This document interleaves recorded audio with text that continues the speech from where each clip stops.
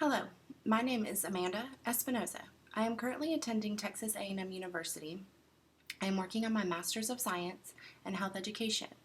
Today, I am presenting a contemporary ethics topic titled Sexism in Healthcare.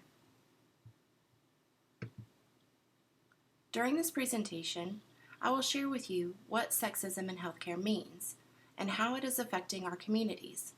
I will discuss a few moral principles involved, along with potential problems that can arise from this ethical dilemma.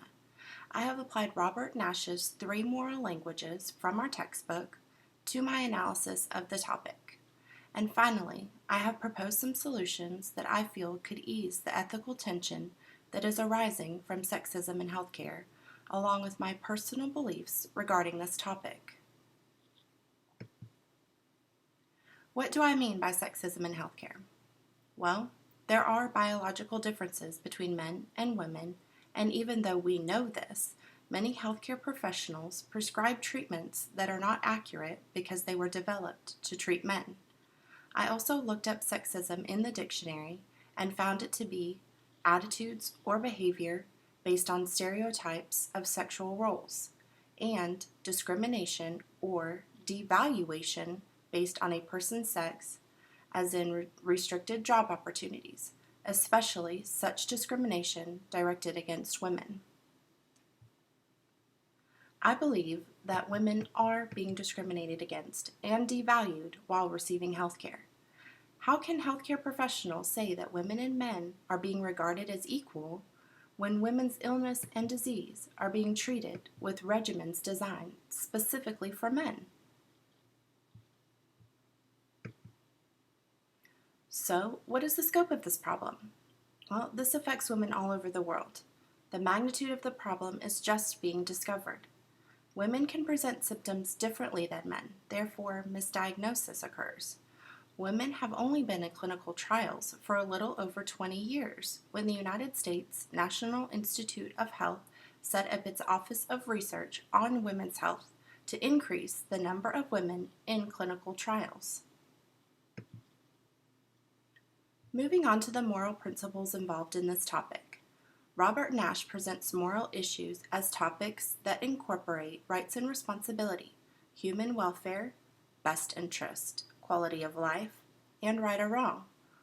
When discussing rights and responsibilities of healthcare professionals, our textbook author writes, "The physician-patient relationship entails special obligations for the physician to serve the patient's health and well-being. The physician's primary commitment must always be the patient's best welfare and best interest, whether the physician is preventing or treating illness or helping the patient cope with illness, disability, and death.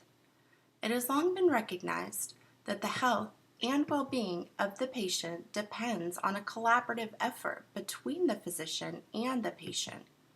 The physician must support the dignity of all persons and respect their uniqueness. In regard to human welfare, women's lives could be at risk with inaccurate research. The differences in men and women should be given respect so that accurate treatments can be developed. Is sexism in healthcare right or wrong? The right thing would be for healthcare professionals to know what treatments were designed specifically for men and discuss the possible implications with women patients so that they are aware of any potential problems that could arise.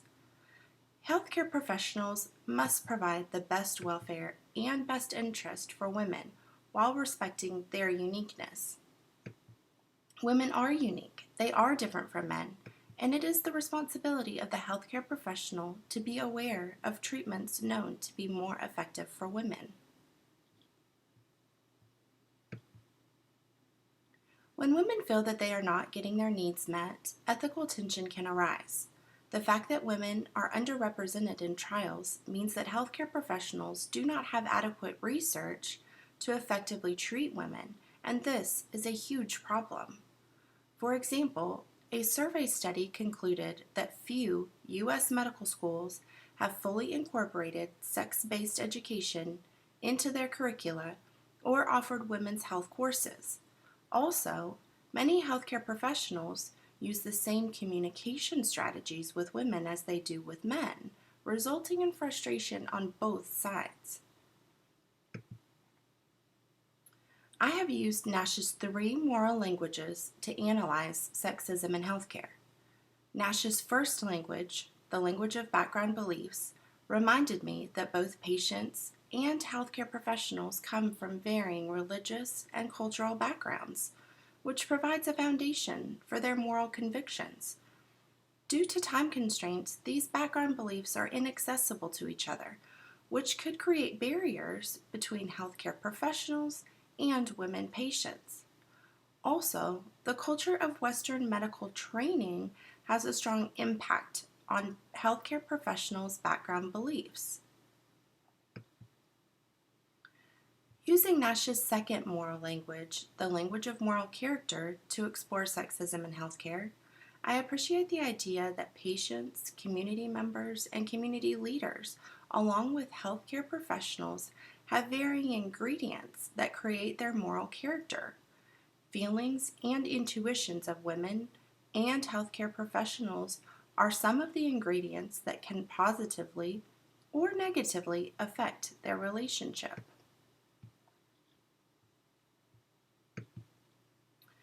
I use Nash's third moral language, the language of moral principle, in analyzing the problem as well. The moral principles of many healthcare professionals are based on inaccurate information about women, which may make women and healthcare professionals moral strangers when they interact. Some of these truths and beliefs of healthcare professionals are developed during their advanced education. These principles guide them in ethical decision-making, which can cause division between themselves and women. Clearly, changes need to be made in the healthcare industry to protect women's health. I believe women need to be included in all clinical trials of conditions affecting women. Formal training for healthcare professionals to help them discern their own moral beliefs and understand how that impacts their treatment of women should be implemented. Clinical practice groups and hospital communities should write policy regarding appropriate treatment for and interactions with women. Health educators can help educate healthcare professionals and women patients on the severity of the issue. They can reinforce the importance for healthcare professionals to understand that women have the right to effective treatments because, according to the Code of Ethics for the health education profession, health educators support the right of individuals to make informed decisions regarding health. They respect the rights, dignity, confidentiality, and worth of all people by adopting strategies and methods to meet the needs of diverse populations and communities. Also, health educators can facilitate positive relationships between healthcare professionals and women patients. I have enjoyed sharing this topic with you. I have defined and discussed sexism in healthcare, reviewed some relevant moral principles involved, looked at the problem through Nash's 3 moral languages, and explored problems and solutions associated with sexism in healthcare. In conclusion, I strongly believe that this problem affects everyone, male, female, doctor-patient, communities, and nationwide. The community where I live is small, with an old-school approach to medical treatment for women. However, I believe with the right motivation, education, support, and trust, things could change. I would like to close with a quote I found on the National Institute of Health's website. Effective doctor-patient communication is a central clinical function in building a therapeutic doctor-patient relationship, which is the heart and art of medicine. Thank you for your time. I hope you have a great day. Goodbye.